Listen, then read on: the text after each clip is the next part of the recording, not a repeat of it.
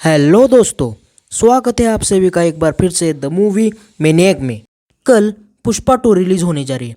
उसके पहले पुष्पा पार्ट 1 का रिव्यू तो बनता है, तो फिर शुरू करते हैं। कहानी में हमें पुष्पा नाम के कैरेक्टर की जर्नी देखने को मिलती है, जो पेशे से एक मजदूर होता है। हालात से तो वो एक मजदूर होता है, लेकिन उसके कैरेक्टर में एक अलग ही अकड़ होती है जो स्क्रीन पे देखने में हमें मजा देती है। शुरुआत में लोग उसे ज्यादा रिस्पेक्ट नहीं देते क्योंकि वो एक मजदूर होता है। कहानी में नया मोड़ तब आता है जब पुष्पा लाल चंदन की तस्करी करने के लिए गैर कानूनी तरीका आजमाता है। इसी सिलसिले में पुष्पा को जेल भी जाना पड़ता है। उसे डीएसपी गोविंद की मार भी पड़ती है, लेकिन वो अपना मुंह नहीं खोलता।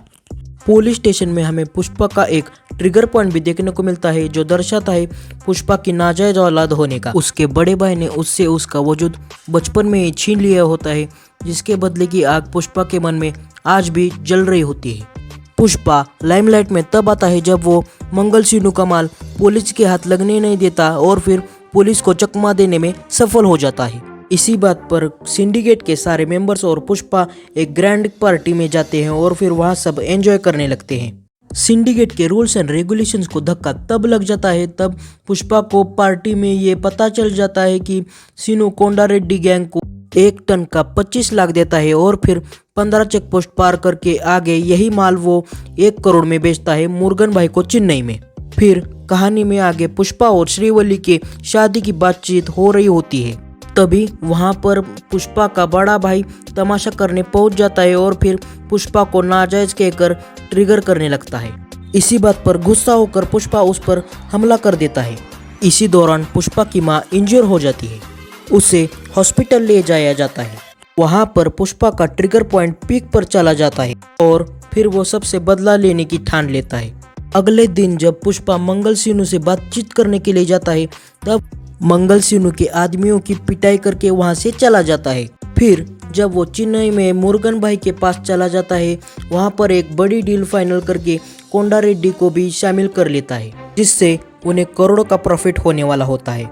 फिर एक सीन आता है जहां पर पुष्पा श्रीवल्ली की इज्जत बचाने के लिए जॉली की हड्डी पसली एक कर देता है, लेकिन जॉली ये बात कोंडा रेड्डी को नहीं बताता। अगले सीन में जब पुष्पा और केशव जॉली के बारे में बात कर रहे होते हैं, तभी कोंडा रेड्डी पीछे से अचानक आता है और फिर पुष्पा को ये बोलता है कि तिरुपति के लिए रवाना होना पड़ेगा। आगे काम वाली बाई जब केशव को सारा सच बता देती है, तब केशव इमीडिएटली पुष्पा को एक मैसेज भेज देता है। तब तक पुष्पा कैद हो चुका होता है और फिर कोंडा रेड्डी उसे मारने ही वाला होता है, लेकिन उसी वक्त बीच में मोगलिस अपनी गैंग के साथ आकर वहां पर एक गैंग वॉर शुरू कर देता है। गैंग वॉर के दौरान कोंडा रेड्डी और मोगलिस दोनों भी मारे जाते हैं। इसी वजह से सिंडिकेट के लोगों में दुश्मनी पैदा हो जाती है। ये सारा मामला निपटाने के लिए एमएलए और मंगल सिन्नू कोंडा रेड्डी के फनरल में पहुंच जाते हैं।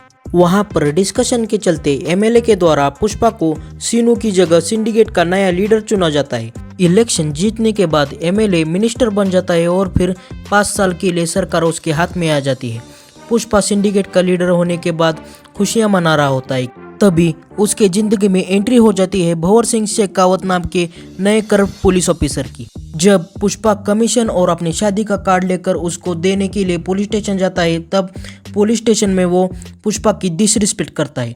वो पुष्पा को ये बोल देता है कि उसका कोई सरनेम नहीं है, इसलिए उसकी औकात भी नहीं है। शादी से पहले अगले कुछ दिन पुष्पा चुपचाप शेखावत की सारी डिमांड्स को पूरा कर लेता है।